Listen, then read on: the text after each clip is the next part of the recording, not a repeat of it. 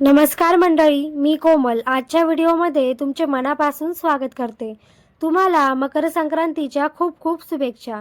मकर संक्रांती हा हिंदू धर्मातील अतिशय पवित्र आणि महत्त्वाचा सण मानला जातो। या दिवशी सूर्यदेव मकर राशीत प्रवेश करतात आणि उत्तरायण सुरू होते। हा दिवस सकारात्मक ऊर्जा, दानधर्म, नवी सुरुवात आणि जुने दोष दूर करण्यासाठी श्रेष्ठ मानला जातो। पण अनेक वेळा अज्ञानामुळे किंवा निष्काळजीपणामुळे आपण काही अशा चुका करतो ज्यामुळे या पवित्र दिवसाचे पुण्य मिळवण्याऐवजी दोष मिळतात। त्यामुळे संक्रांतीला कोणत्या गोष्टी करू नयेत हे जाणून घेणे खूप गरजेचे आहे।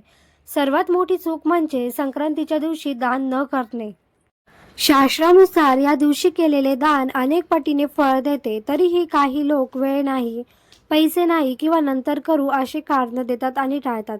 संक्रांतीला तीळ, गूळ, उबदार कपडे, धान्य, थोडी रक्कम जरी दिली तरी त्याचा मोठा लाभ होतो। दान केल्याने ग्रहदोष कमी होतात। अनेक जण संक्रांतीला काळे कपडे घालतात, पण त्याच कपड्यांचा अपमान करतात। ही एक चूकच आहे। काळ्या कपड्यावर बसणे, ते जमिनीवर फेकणे किंवा घाणीत टाकणे अशा गोष्टी टाळायला हव्यात। काळा रंग शनीशी संबंधित असल्यामुळे त्याचा अपमान केल्यास शनीदोष लागतो। त्यामुळे काळे कपडे स्वच्छ ठेवावेत किंवा गरजू व्यक्तीला सन्मानाने दान करावेत। संक्रांतीला तिळगुळाचे विशेष महत्त्व असते। तिळगुळ घ्या आणि गोड गोड बोला या वाक्यामध्ये खूप मोठा अर्थ आहे, पण अनेक वेळा उरलेला तिळगुळ कचऱ्यात टाकला जातो किंवा पायाखाली फेकला जातो, जे चुकीचे आहे। तीळ आणि गूळ हे लक्ष्मीचे प्रतीक मानले जातात। उरलेला तिळगुळ गायीला, पक्ष्यांना किंवा गरजू लोकांना देणे अधिक पुण्यकारक ठरते। संक्रांतीच्या दिवशी उशिरा उठणे ही सुद्धा एक मोठी चूकच आहे। हा दिवस ब्रह्ममुहूर्ताला उठून सूर्यदेवाची पूजा करण्यासाठी श्रेष्ठ मानला जातो। उशिरा उठल्यामुळे पूजा आणि सकारात्मक सुरुवात टाळली जाते। सकाळी लवकर उठून स्नान करून सूर्याला तांब्याभर पाणी अर्पण केल्यास आरोग्य, तेज आणि आत्मविश्वास वाढतो। सूर्यदेवाची पूजा न करणे ही अनेक लोकांकडून होणारी सामान्य चूकच आहे। मकर संक्रांती म्हणजे सूर्याचा मकर राशीत प्रवेश। त्यामुळे या दिवशी सूर्याला पाणी देणे किंवा पाणी अर्पण करणे, ओम सूर्याय नमः हा मंत्र 11 वेळा म्हणणे आणि सूर्यनमस्कार करणे अत्यंत लाभदायक मानले जाते। सूर्यपूजेमुळे डोळ्याचे आरोग्य, करिअरमधील प्रगती आणि मान सन्मान वाढतो असे मानले जाते। संक्रांतीच्या दिवशी भांडण, वाद, राग किंवा कटू शब्द बोलणे पूर्णपणे टाळायला हवे। हा दिवस गोड बोलण्यासाठी आणि नातेसंबंध सुधारवण्यासाठी असतो। जर या दिवशी भांडण झाले तर वर्षभर घरात अशांतता राहते असे मानले जाते।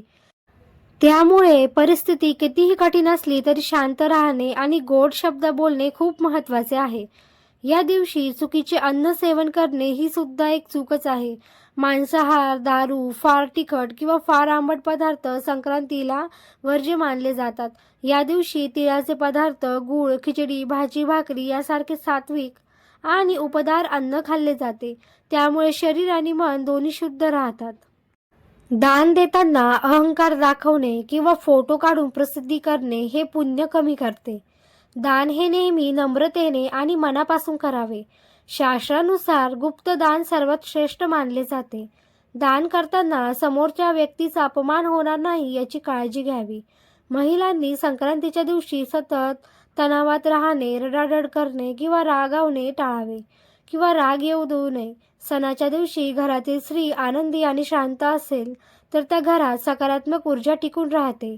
स्वतः सजणे, गोड बोलणे आणि आनंदी राहणे हे सुद्धा एक प्रकारचे पूजनच आहे।